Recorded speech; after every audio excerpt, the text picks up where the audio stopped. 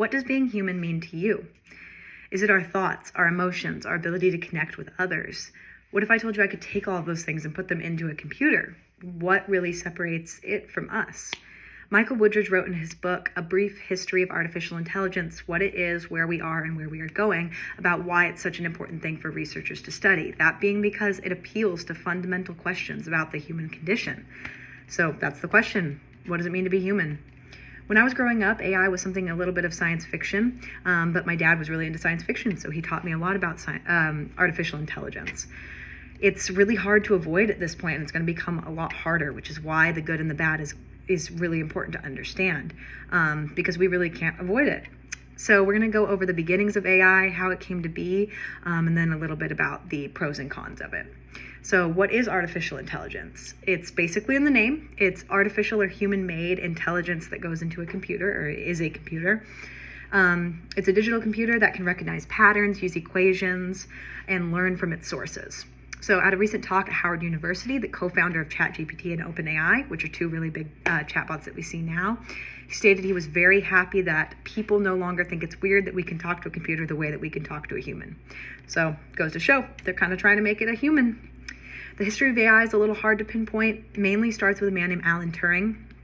He was a famous mathematician in the 1930s, 1940s, and looked to answer the question of if we can deduce mathematics into recipes, and if a computer can use those recipes to create answers and kind of do the math faster than a human could.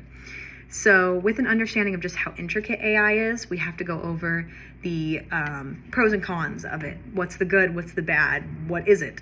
The future of AI is really strong in things like higher education and learning. There was a great article I read written in Societies entitled Implementing Artificial Intelligence into Higher Education, Pros and Cons from the Perspective of Academics. And it looks at a couple of the ways that it can cut down tedious tasks for teachers and better help them communicate with their students.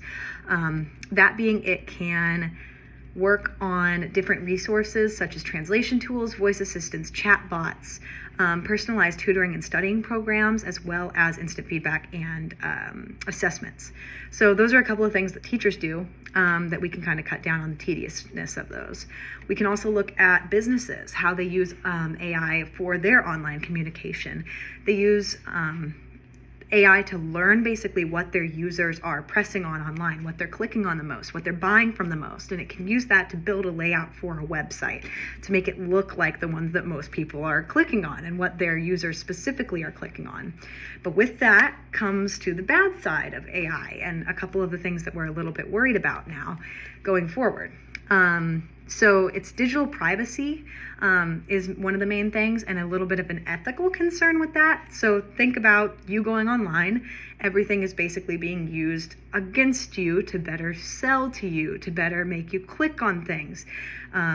It's a little bit of an ethical concern. Is it okay that we're using all of this data and our personal information against us? What we like the most, what we click on the most.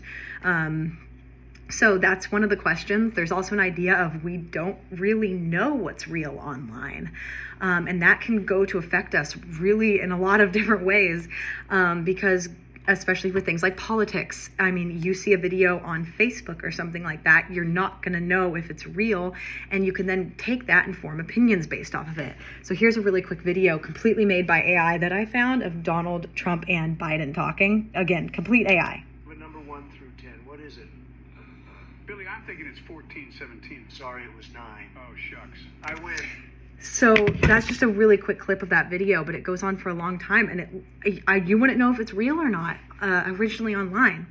We also have to worry about AI is learning from humans, and humans are inherently flawed. We have things like biases that digital, like an AI could learn from and gain those biases and use them online. So we have to think about what AI is also learning from. It's learning from a flawed system. Humans are not perfect, and AI is kind of thought to be this perfect thing, but it's not because it's learning from us.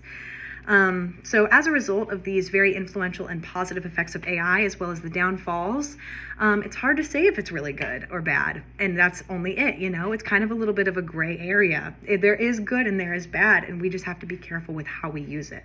It opens up a world of change in educational and business opportunities.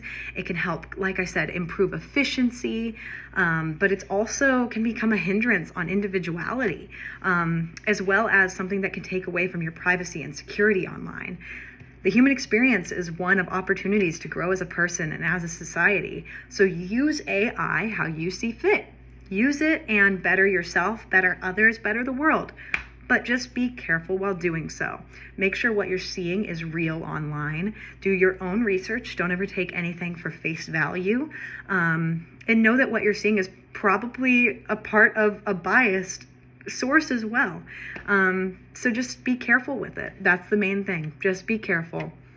And lastly, ask yourself the question, what makes you human? And can we really truly recreate that? Is there a way to recreate it? I don't know.